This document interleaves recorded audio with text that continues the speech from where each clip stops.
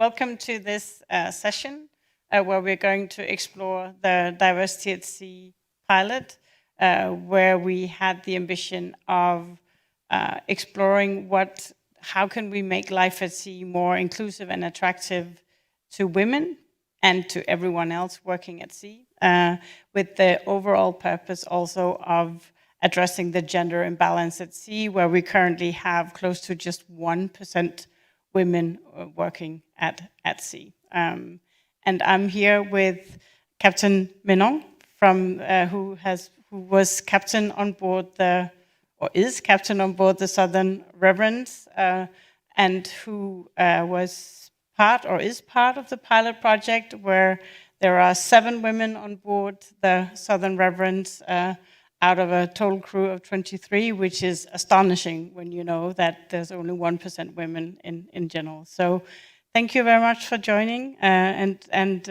welcome to you, Captain Menon. I'm Captain Radhika Menon. I'm from India. I'm India's first female merchant navy captain and also first Indian woman to command a foreign-owned ship. And I have been the first one to receive 𝗖𝗵𝗄𝗏 Award for Exceptional Bravery at Sea 2016. And I've been the co-founder of International Women Seafarers Foundation to promote women into shipping, and have played a vital role in drafting of guidelines for conducive work atmosphere for women on board, which came out through DG Shipping, Government of India, notice number 7 of 2019, and also have contributed to the gender sensitization material for the training purpose. And I have played my part in Maritime Union of India 10 years, and then I've been with Human Rights Kerala Women's Cell. And due to all these activities of mine, I've been 2-time President of India Award winner. And just a brief introduction as to what the Diversity at Sea pilot is. So within the pilot project, we started out seeing that it's a huge challenge for many women working at sea. We wanted to better understand what those challenges were. So we interviewed 115 women and identified 15 key pain points, as you can see on the screen. With these 15 pain points, we wanted to find out how can we not only address these key points, but also find ways to build on those and learn what good looks like. How can we make life at sea not only inclusive, but also really attractive by being able to address these 15 pain points? So we worked together with all of the companies involved to co-design solutions to address these pain points.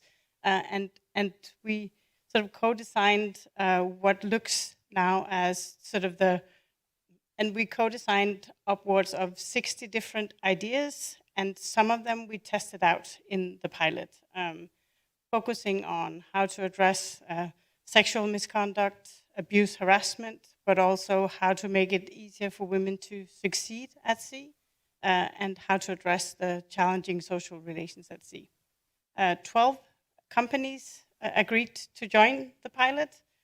You can see them on the screen here, and have been sort of providing data from life at sea. All the seafarers involved have been answering questions on a daily basis, so we've been learning a lot. We are not done yet, but we have stopped collecting data as of now, and look very much forward to be able to produce the guidelines and recommendations in the beginning of next year. But what we want to do in this session is focus in on some of the learnings from one of the vessels, the Southern Reverence. As part of your crew, you were a total of 4 women on board? No, we were 7. You were 7 women. 7. Yeah.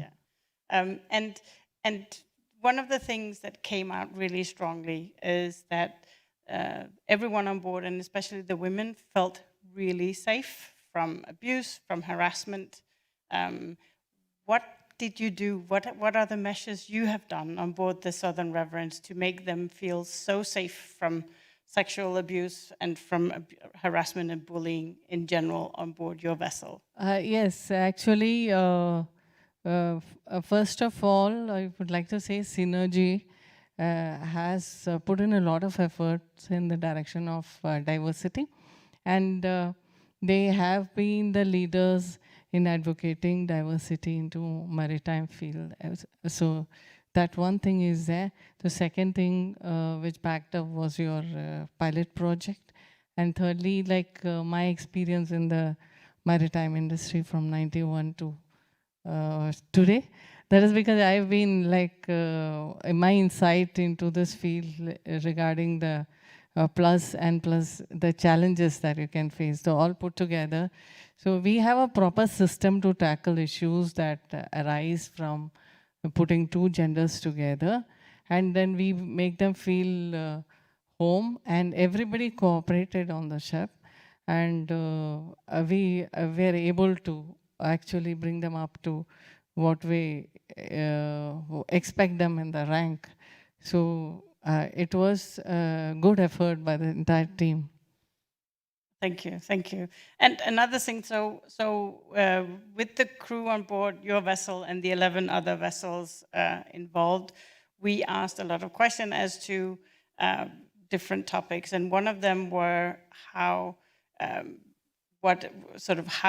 satisfied are you with the way communication takes place, which is an important part of inclusive leadership, how problems are being solved, and how they receive feedback from their supervisors. And again, we could see that on board your Synergy vessel, the score was really high. They were overall very satisfied with how they received feedback and how the communication overall was very open and inclusive on board. Can you say a bit as to what did you do to make that work so well? I didn't do anything special as such. The thing is that normally I try to foster inclusive, positive connections with all my ship staff.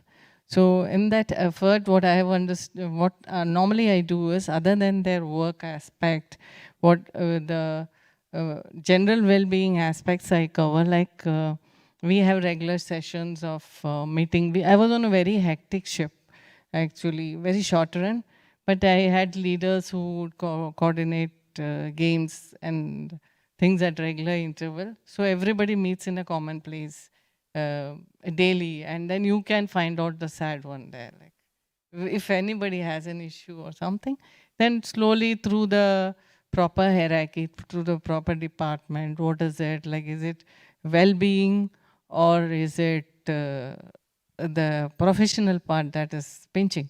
We find out, and then we try to get them together and more closer. So they were feeling like, yes, this is like our home, like something like that. Yeah. And it's one of the big challenges we see at sea, that loneliness and challenging social relations on board is a huge challenge and pain point. We saw that in the interviews before, and it has been really encouraging to see that with the social activities on board, at least sort of on a scale between 1 to 10, people on average score that 9.5 on board. So clearly you've succeeded. Also, like increasing bonding, but I had set in a limitation because there are only few people on board. So there was a slight code of conduct for men and women, so that we don't enter into complications where I don't want to state beyond this complications. So everybody has a healthy bonding and things like that. And then the girls who come into the profession, like ratings. I've also sailed with ratings on Synergy ship. So ratings were also there, officers were also there. So I helped them to come up to their role and own their role entirely, so that they become a strong link of the team, and they are looked upon, and they have the confidence.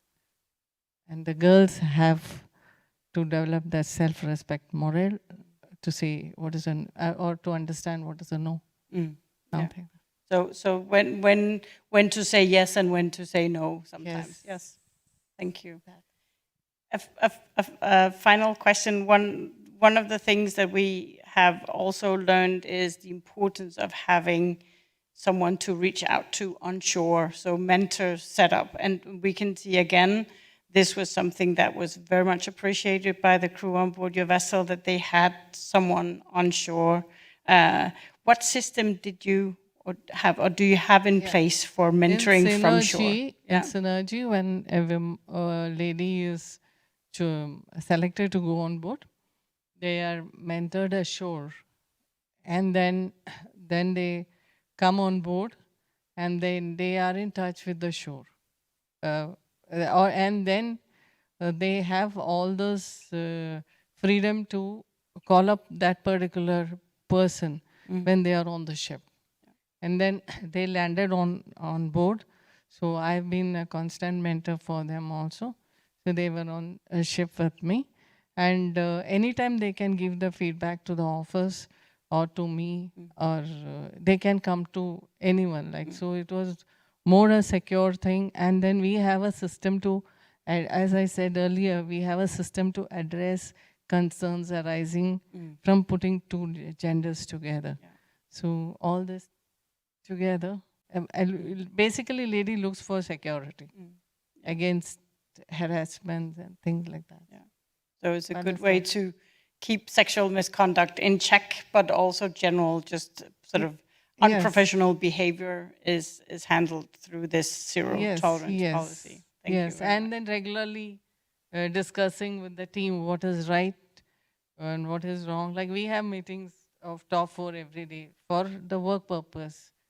So on the after that finish, I have a general friendly talks with all the top 4. Like, how's it going with home? Like, how the person is performing, or is the so also the other non-work related things also come together. So then keep it at the back of the mind and looking for an opportunity as to when to tackle it, or if it is a concern which will come up immediately, then only take action. In fact, you should tell the girl how to identify her problem. The girl should know whether that's a problem or not. What is okay and what is certainly not okay. Yeah. So I used to get the girls into my cabin when I feel like I have to talk to. Yeah. Tell that this is going this way. Yeah. So watch out. So that they know that you take care of them. Yeah, something like that. So let me say a big thank you to you, Captain Menon, for not only being part of the pilot, but also for joining us here today. It's been a pleasure, and I've enjoyed working with you, and hopefully we'll get to work more closely together in the future. Thank you very much. Sure, and I am also expressing my gratitude for having been given an opportunity to be a part of the pilot vessel and diversity at sea. Thank you. Thank you.